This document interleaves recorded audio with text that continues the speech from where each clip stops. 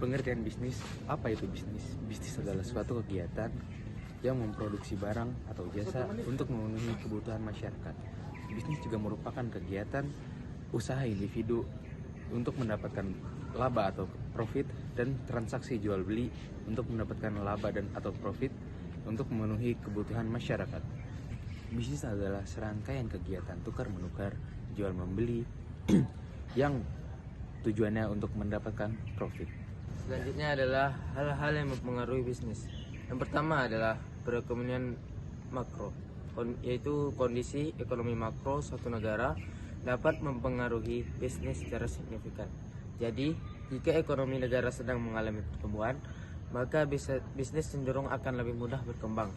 Dan sebaliknya, yaitu yang kedua adalah kebijakan pemerintah, yaitu kebijakan pemerintah seperti regulasi atau perpajakan dapat mempengaruhi bisnis secara signifikan.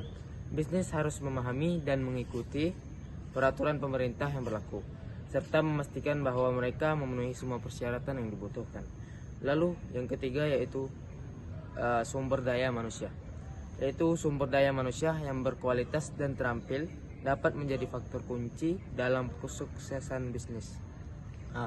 Bisnis harus memastikan bahwa mereka memiliki karyawan yang berkualitas dan terampil dalam berbagai bidang. Lalu selanjutnya hal-hal yang mempengaruhi bisnis yang keempat yaitu pasar, yaitu analisis pasar yang baik dan pemahaman konsep dapat membantu bisnis memenuhi kebutuhan konsumen dengan lebih efektif. Bisnis harus memahami preferensi konsumen dan memastikan bahwa produk atau layanan mereka sesuai dengan kebutuhan pasar. Jadi berikut adalah hal-hal yang mempengaruhi bisnis. Manajemen terbagi menjadi 5. Yang pertama, manajemen perkantoran. Yang kedua, manajemen produksi. Yang ketiga, manajemen pemasaran. Yang keempat, manajemen keuangan. Yang kelima, manajemen personalia. Kita masuk yang ke pertama, manajemen perkantoran. Menurut William Leffingwell dan Edwin Robinson, manajemen perkantoran adalah rangkaian aktivitas yang mencakup pengorganisasian, pengarahan, pengawasan, dan pengendalian pekerjaan perkantoran. Tujuannya adalah untuk menjalankan kegiatan perkantoran seperti mengetik, menghitung, dan menyimpan arsip. Yang kedua, manajemen produksi. Manajemen produksi dapat diartikan sebagai kegiatan pengaturan secara maksimal dari faktor-faktor produksi, alam, tenaga kerja, modal, dan skill agar dapat menciptakan atau menambah kegunaan suatu barang atau jasa. Kegiatan-kegiatan dalam pengaturan faktor-faktor produksi tersebut tidak terlepas dari pelaksanaan fungsi-fungsi manajemen yang meliputi perencanaan, pengorganisasian, penggerakan, dan pengawasan. Adapun tujuan manajemen produksi adalah untuk mengatur produksi barang atau jasa dalam jumlah, kualitas, harga, waktu, serta tempat tertentu sesuai dengan kebutuhan. Yang ketiga adalah manajemen pemasaran.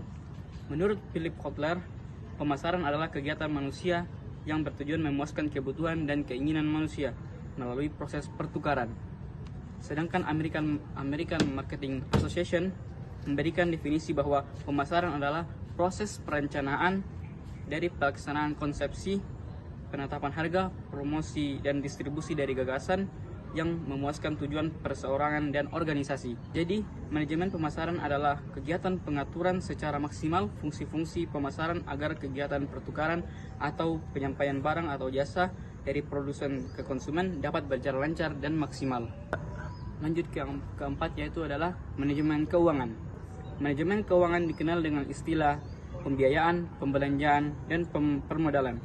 Manajemen keuangan adalah kegiatan untuk memperoleh dan menggunakan dana dengan tujuan meningkatkan atau memaksimalkan nilai perusahaan.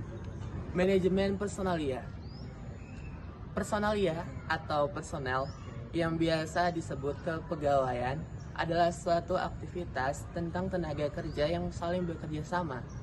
Dan kata personalia sendiri berarti suatu aktivitas masalah tenaga kerja yang saling bekerja sama untuk mencapai suatu tujuan tertentu. Hubungan manajemen dan bisnis.